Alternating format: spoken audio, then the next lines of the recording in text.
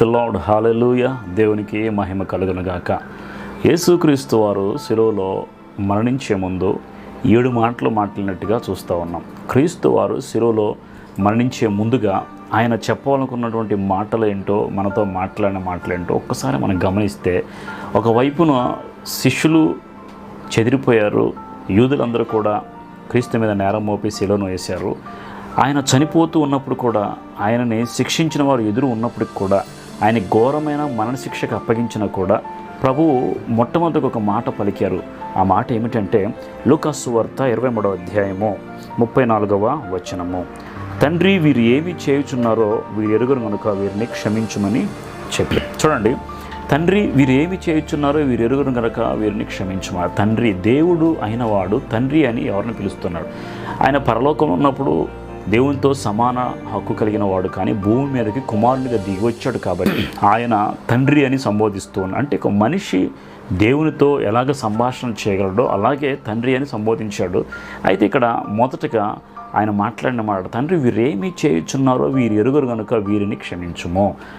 దాదాపుగా యేసుక్రీస్తును సిలువ వేసిన వాళ్ళందరూ కూడా ఎలాంటి వారంటే, పెద్దవాళ్ళు, వయసులో పెద్దవాళ్ళు, అన్నీ ఎరిగిన వాళ్ళు, ధర్మశాస్త్రోపదేశకులు, ధర్మశాస్త్రాన్ని బోధించేవాళ్ళు, మరి రాజులైన వారు, సైనికులైన వారు, వీళ్ళందరూ ఎక్కువ వయసు కలిగిన వారు. చిన్నపిల్లలు మాత్రం కాదు. చిన్నపిల్లలు అయితే వీరు చేస్తుంది ఏంటో వారికి తెలియదు అని చెప్పేటువంటి అవకాశం ఉంది. కానీ క్రీస్తును సిలువ వేసినటువంటి వారు అందరూ కూడా వయసు ఉన్నవాళ్లే. అయినప్పటికీ వాళ్ళు ఏం చేస్తున్నారో వారికి తెలియదని ప్రభు సంబోధిస్తున్నారు. వారు ఏం చేస్తున్నారో తెలియదా? యేసుక్రీస్తుని ఎగతాళి చేస్తున్నారు, యేసుక్రీస్తుని దైవ కుమారుడు అని చెప్పుకున్నాడని ఆయన మీద నేరం మోపారు. ఆయన చేస్తున్న అద్భుతాలు చూసి వరవలేక ఆయన సిలువ వేస్తూ ఉన్నారు. ఇదంతా కావాలని చేశారు. అయినప్పటికీ ప్రభు అంటాడు, వీరు ఏం చేస్తున్నారో వీరికి తెలియదు. యాక్చువల్గా ఆ దినాల్లో అందరూ మెస్సియా కోసం ఎదురు చూస్తూ ఉన్నారు. కానీ మెస్సియాగా పుట్టిన యేసుక్రీస్తు ఎదురు తిరుగుతున్నప్పటికి కూడా ఆయన్ని గ్రహించలేని గుడ్డితనం ఆ రోజు అనేక మందికి ఉంది. కాబట్టి వారు మెస్సియాని గుర్తించలేకపోయారు. ఒకటి. రెండవది, ఆయన మన కోసం వచ్చి మన కోసం మరణిస్తున్నారని గుర్తించలేక ఆయన్ని సిలువకు అప్పగించారు. సిలువకు వారు అప్పగించడమే కాదు, క్రీస్తు తనను తానే సిలువకు అప్పగించుకోవాలని వచ్చారు కాబట్టే ఆయన సిలువకి ప్రాణాన్ని అప్పగించడానికి సిద్ధపడ్డారు. అనేక మంది అనుకోవచ్చు, ప్రభువును ఎవరు నేరం వేయలేరు, ప్రభు మీద ఆయనను ఎవరు కూడా సిలువకు అప్పగించలేరు, ఆయన అంతటా ఆయనే మరణించాలని నిర్ణయించుకున్నాడు కాబట్టే ఈ లోకానికి దిగివచ్చి మౌనంగా ఉన్నాడు. ఎందుకంటే ఆయన వాదించుకుంటే ఆయన గెలవగలడు, లేదా ఆయన పరలోకమున్న తండ్రికి చెప్తే దేవదూతల సమూహం వచ్చి ప్రభువుని విడిపించవచ్చు. కాబట్టి ఆయన అంతటా ఆయనే వచ్చాడు సిలువ మీద ప్రాణం పెట్టడానికి. అయితే ఆయన చెప్పిన మాట అంటే, తండ్రి వీరు ఏం చేస్తున్నారు తెలియదు, వీరిని క్షమించు. ఎవరైనా ప్రాణం పోయేంతగా కొట్టి, ఆయన శిక్షించి, దూషించి, ఉమ్ము వేసి, గుద్దులు గుద్ది, ముళ్ళ కిరణం పెట్టి, ఆ కొరడాలతో కొట్టినటువంటి వ్యక్తులను ఎవరు కూడా క్షమించడానికి ఇష్టపడరు. భూమి మీద పుట్టిన ఏ మనిషి తనకి ఎవరైనా అన్యాయం చేస్తే వారిని శిక్షిస్తారు, కానీ వారిని దూషిస్తారు, ద్వేషిస్తారు, కానీ వారిని ప్రేమించరు, వారిని క్షమించమని కూడా కోరుకోరు. కానీ దైవ కుమారుడు, దైవ మానవుడైన యేసు క్రీస్తు మొట్టమొదటిసారిగా ఆయన్ని హింసించిన వారిని క్షమించమని ప్రాధేయపడ్డాడు, వేడుకున్నాడు తండ్రితో.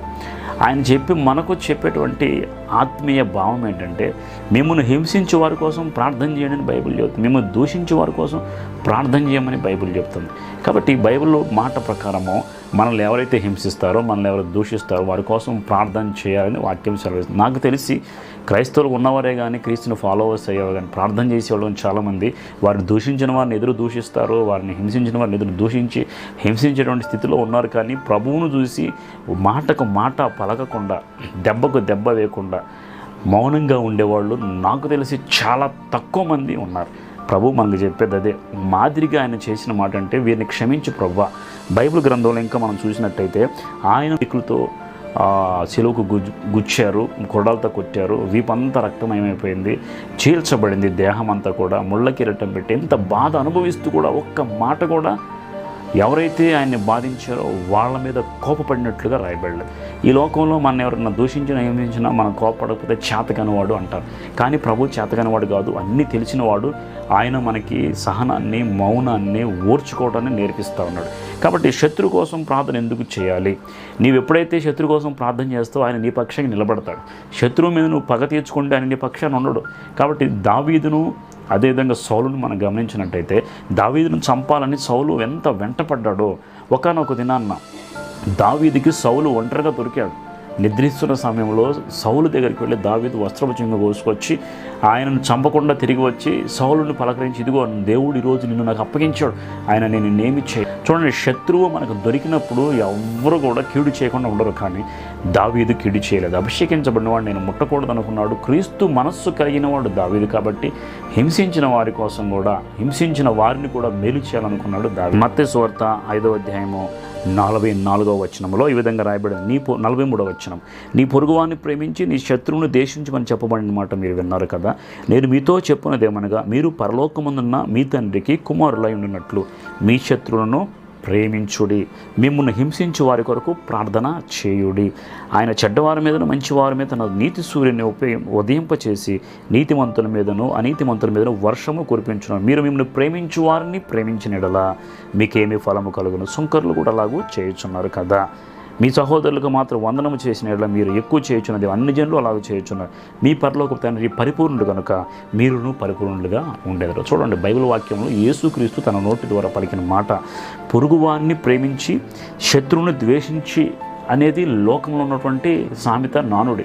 అంటే పొరుగువారిని ప్రేమిస్తా, శత్రువుని ద్వేషిస్తా. నేను మీతో ఏమి చెబుతున్నానంటే, పరలోకమున్న తండ్రికి మీరు కుమారులుగా ఉండాలి అంటే మీరు చేయవలసిన పని ఏంటంటే శత్రువుల కోసం ప్రార్థన చేయండి, శత్రువులను ప్రేమించండి. అంతవరకు శత్రువులను ద్వేషించారు. క్రీస్తు నూతనంగా వచ్చి చెప్పిన మాట, మీ శత్రువులను ప్రేమించండి, శత్రువుల కోసం ప్రార్థన చేయండి. ఎందుకంటే దేవుడు అందరినీ ప్రేమిస్తున్నాడు. మిమ్మల్ని ప్రేమించేవాడిని మీరు ప్రేమించి ద్వేషించేవాడిని ద్వేషిస్తే మీలో గొప్పతనం ఏమీ లేదు.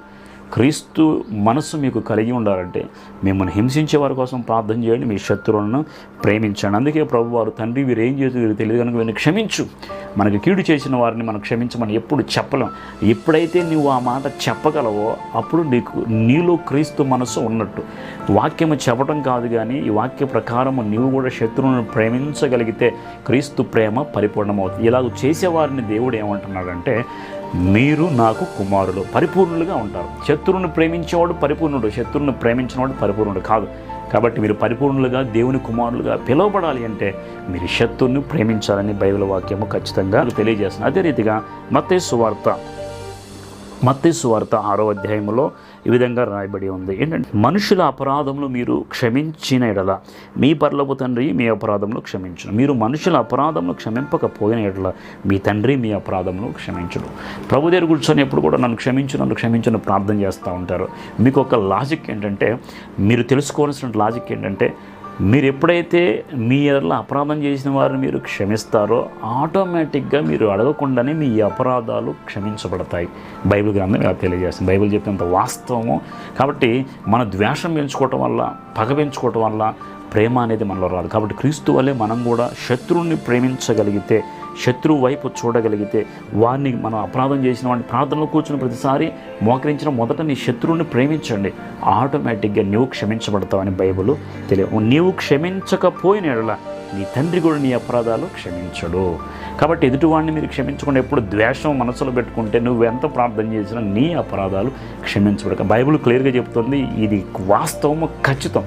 నీవు ప్రేమిస్తే, వారిని ద్వేషించకుండా ఉంటే, నువ్వు వారిని క్షమించగలిగితే నీ అపరాధాలు కూడా దేవుడు క్షమిస్తాడని బైబిల్ గ్రంథంలో ఈ విధంగా తెలియచేయబడింది. అదే రీతిగా స్టెఫను గురించి మనం అపోస్తుల కార్యములు 7వ అధ్యాయంలో 59వ వచనం చూసినట్టయితే, ప్రభువుని గురించి మొరపెట్టుచు, యేసు ప్రభువా నా ఆత్మను చేర్చుకొనమని స్టెఫను పలుకుచున్న వారు అతని రాళ్లతో కొట్టిరి.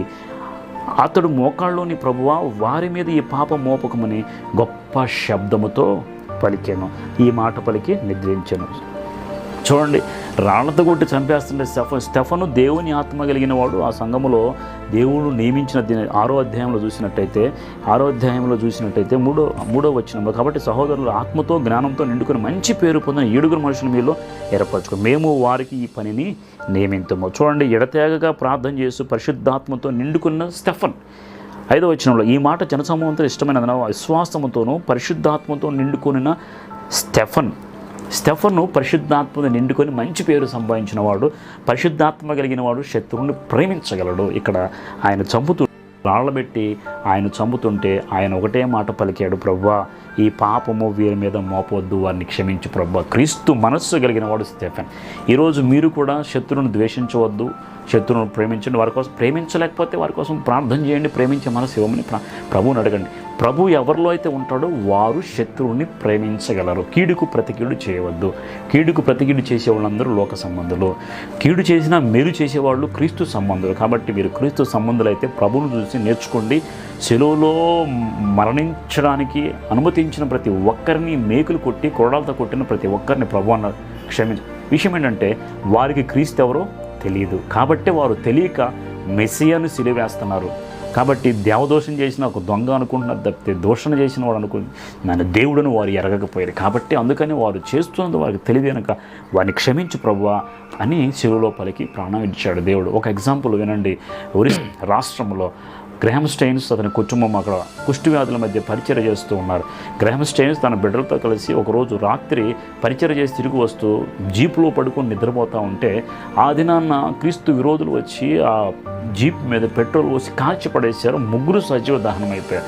తర్వాత కొంతకాలానికి ఎవరైతే కాల్చి వేశారో హతసాక్షులుగా మార్చారో వారిని పట్టుకుని తన భార్య దగ్గర తీసుకొచ్చి వీరు దొరికారు, నీ భర్తను నీ బిడ్డలను కాల్చివేసిన వాళ్ళు, వీళ్ళని ఏం చేయమంటావు, ఏ శిక్ష విధించమంటావు అంటే ఆ స్త్రీ చెప్పిందండి.